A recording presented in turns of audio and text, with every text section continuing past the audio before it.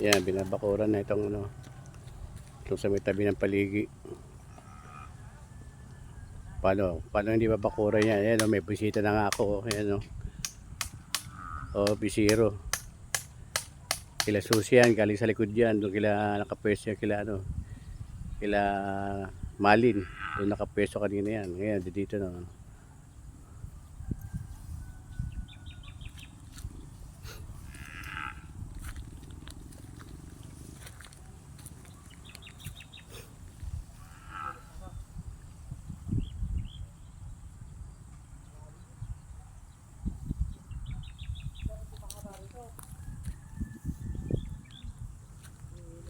Yan, na unti-unti lalagyan ko na ng panambak nung sa amin to, harapan namin ito, para hindi na lulubog yung mga gulong dito. Ay, si Steve nagtatanim ng ano, lemon yata yan, lemon.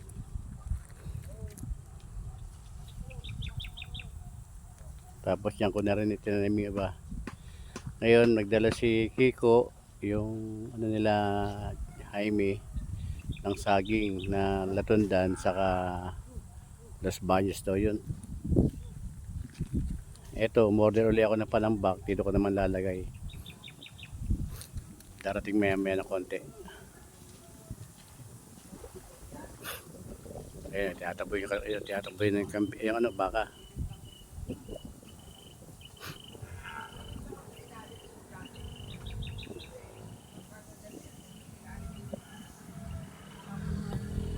Ayan, tatalo niya, tatalo sa kabila yan.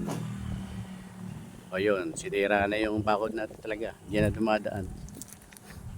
Kaya yan, pag may ano, kukuha ulit sila ng kawayan dun sa taas na yon para ilagay naman natin diyan. Palalagay natin diyan mamaya. Kung matapos agad na ng maaga, yun. Yun naman sila gagawa.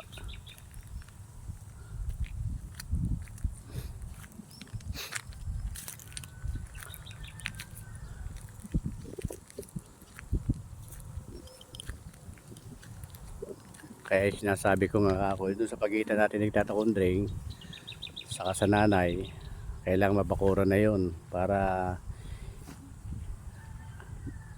hindi labas pasok dito mga hayop.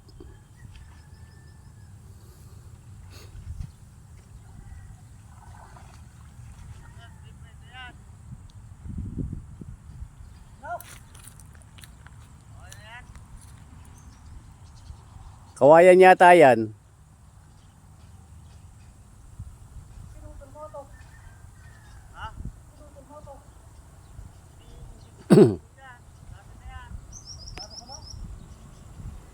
Ito laki ng kinain na ng ano,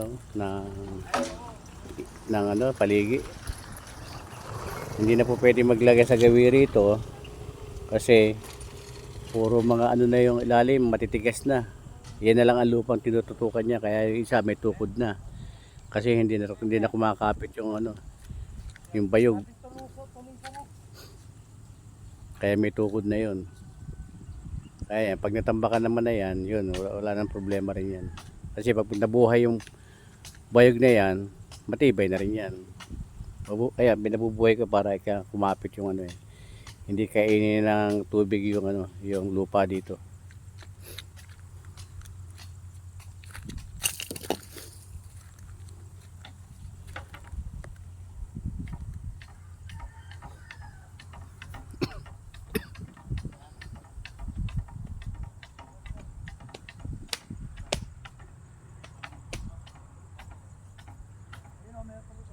Ayun na siya, ayun na baka na ron, lumipat na sa atin dito yung mga baka. Naglipatan na yung mga baka rito. Lumapit, nakawala yata yung mga yan Nakawala ka, wala naman tali Ayan Yan ang sinasabi ko na dapat bakuran yan. Kasi kung di babakuran yan, wala. Baka yung mga puno rito pagbubunutin na ito. Yan, hanggang dyan siguro o lampas pa dyan ng konti yung ibabakod natin, ang kahanggahan siguro. Pasamantala lang naman yon pag nasukat na yan, ililipat lang yung yung bakod. At least meron na tayong pasamantalang bakod yan. Pero yun, maglalagay din ng daanan ng kunyari kung ipatatabi na to hanggang sa dulo, may dadaanan ng harvester o saka yung gagawa na mag rotovator. Ayun, malapit na. Kilala ko, kailangan dancing yata o kilala ko din pa isang baka na yun.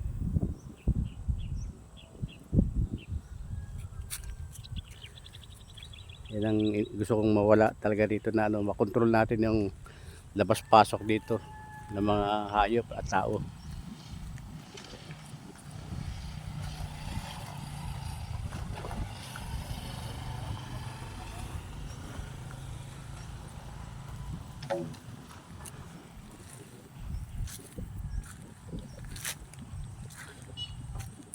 Gaganda na itong lugar na ito basta naharangan na yan at natambakan na natin ito.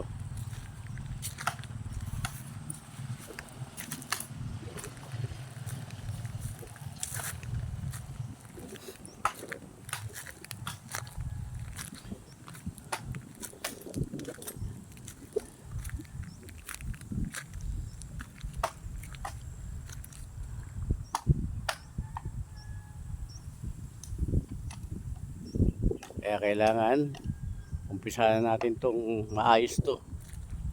Hindi pa pwede itong ganito na pabayaan lang natin to.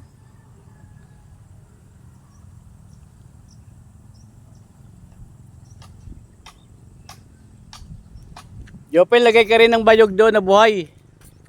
Lagay ka rin ng bayog doon na buhay. Para mabuhay.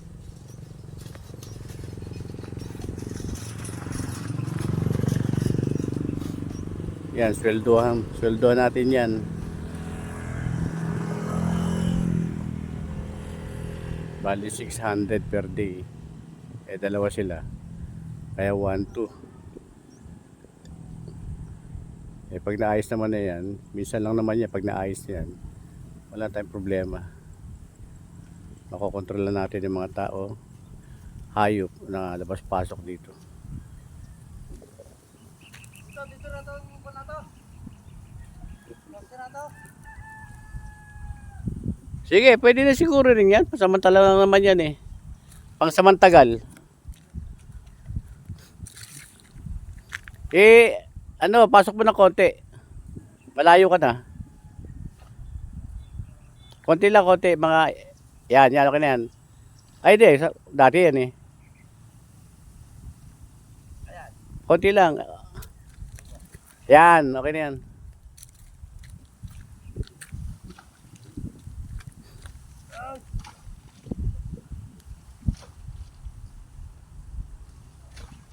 Ayan, mataas ang tubig ngayon kasi marami nagtatanim eh. Kailangan nilang tubig.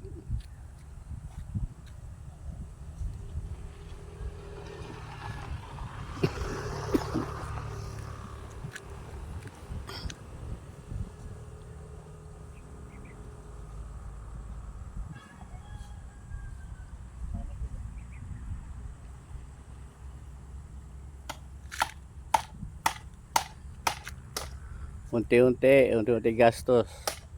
Pagtutulog-tulungan din yan.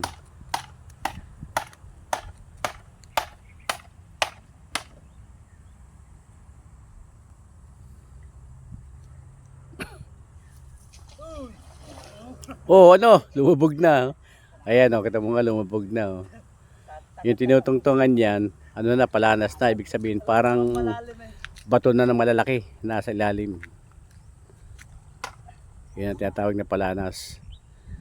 Tayo. Okay na yan, okay na.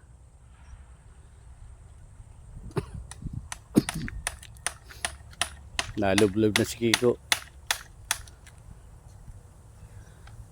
Ayan kita mo yung baka tumalo na naman Ayan naman naninira dito eh.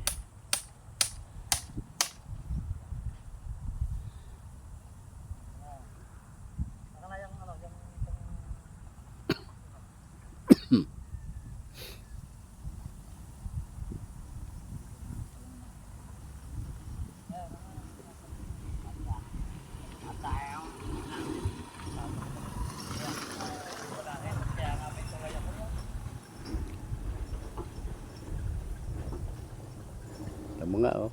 Yung kalabaw, yung kabaka na yan, kisusi yan, ayaw naman na yung i-secure dito sa kanila.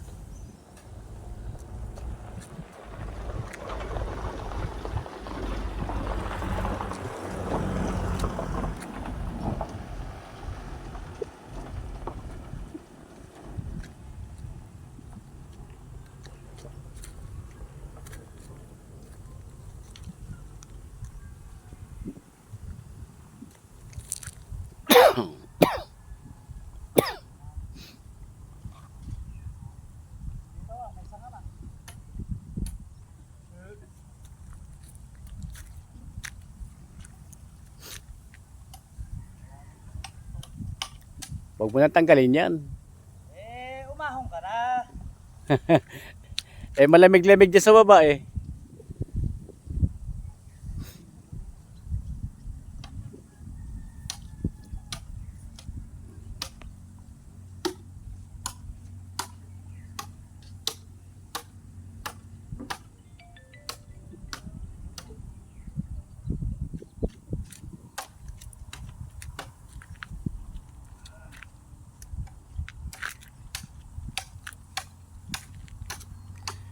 Steve, ganyan kalaki oh, masarap ihaw.